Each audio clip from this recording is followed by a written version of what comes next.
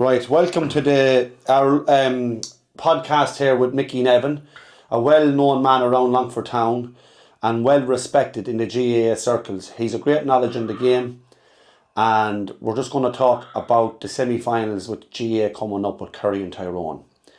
Welcome, Mick. Thank you very much.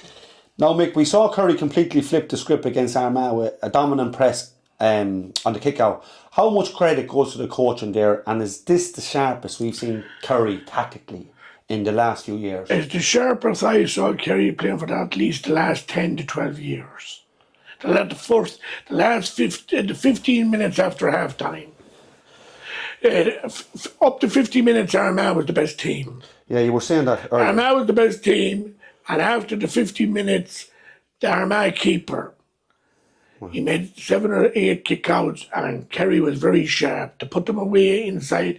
The best I saw them for the 12 to 15 minutes, best football I saw them playing since a decade, or 10 years or 12 years. It was the best 12 to 15 minutes display ever. Yeah. But Armagh, will they be able to complete that against Tyrone is another thing. Is that the All-Ireland? Tyrone is a team that won't fear them, and the keeper won't be as bad as the Armagh keeper kicking it out in the one area. Yeah, he won't make the same mistake. He won't make that mistake. You know, he shouldn't switch it and to kick out. Now, Tyrone weren't brilliant against Dublin. Kerry was very good in the press. They pressed up and they were very good. Paddy Clifford made a difference when he came in. Johnny and Shea kept him in the game in the first half. But Paddy Clifford changed the whole game around. He makes the brother and everything. He sets up all the attacks. He was just outstanding. And Tyrone, they weren't great against Dublin, but they found a way. Well, Tyrone and Dublin was close, but the last couple of minutes just got to Dublin. Like, it could have gone either way, but Tyrone just beat them at the finish there. The Canavans that switched on the bench. Young Canavan came in and he made a difference, and they made a few switches there. But Tyrone is still not a bad team now. And if you're in Malachy Rogue's camp now, are you looking at that Kerry performance and saying to yourself, we can crack this, or is the red flags? Are they making the red hand team of Tyrone won't fear Kerry. They never did. They beat them in a couple of All-Irelands and in the league as well. And Kerry will have to complete that performance again if they're going to beat Tyrone. It'll be very, very close.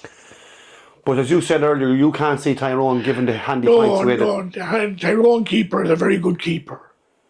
And he won't make the mistake that the Armagh keeper made.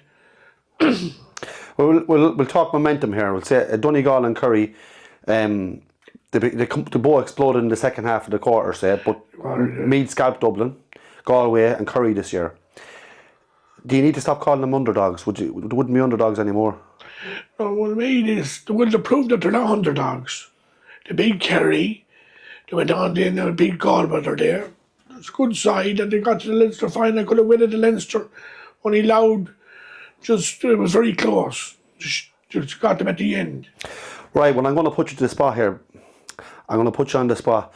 And a man that likes a bet as well. Firstly, if you're putting your name on who edges this game and why? With Meath and... With Kerry and Tyrone. It's very close to call. It's very, very close to call. If Kerry can produce the performance they've done another day, they should beat Tyrone. But will they produce that? Malachy Rogue is a very shrewd operator. And Tyrone has very good forwards. And their backs is very, very tight. But if you were being pushed... But if you were pushed to the pin, you nearly have to favour Kerry on the display under there just to shade it. It'd be very close. Right, and would you have a bet in the game, or what's a safe man's bet? Or I know you're finding it hard to pick one. It'd be hard to pick one there now. So you'll probably stay away from that game. I'd stay away from that game. Right, that's fair enough.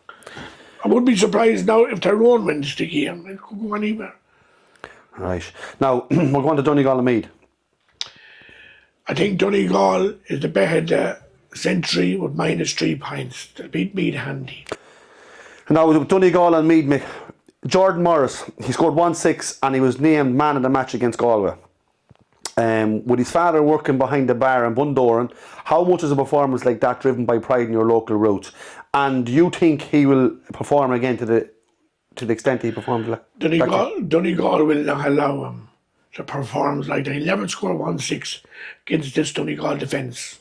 You're really gone on Donegal. Donegal, the speed, the work rate, the power, of everything. They're breaking out of defence.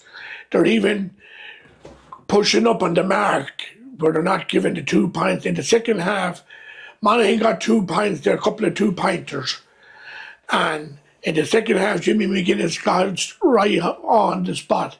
He pushed up outside the mark, another extra 5 yards that they couldn't go for the 2-pointers. He's a very shrewd operator. This is a 5th championship meeting between the two teams, and Donegal have won 3 out of 4. They're facing a team that beat Dublin, Kerry and Galway. How tough is this for Jim McGuinness's? I think it won't be that tough. They'll give them a game for a while, but Donegal will be too strong. They'll be too strong all over the pitch. Yes. Because Louth and Meath, if you go into the matches, Louth beat Meath and Donegal blew Louth away. Right. So, finally now, Meath's season feels like a script from the Hollywood comeback because Meath have been brilliant. Yeah, they were brilliant. They had a very good season. Is Jordan Morrison, is he the real deal superstar that they're all talking about, or is he just a golden boy of an incredible Meath machine? He's a very good footballer. Very, very good. Top of the range. Very good footballer. Scored 1-6, scored beautiful points. Everything. He's another Bernard Fling jinking from side to side. Very good. But he will not get them against this Donegal defence. So, I obviously know what you're going to say here. If you were to give your opinion, you fancy Donegal anyways. My bet would be... Now, have you a bet in this? That if a man had 50 quid on something... minus 3 points. I think they'll beat them by over 3 points. Right, well then that brings me on then for a prediction for the final. Donegal and Kerry. Yeah. Now, I wouldn't even rule out Tyrone, but we say Donegal and Kerry. I think Donegal will be the champions this year. When Donegal played Galway last year, I was in the Cusack stand, lower deck, watching them and Galway. I had Galway backed.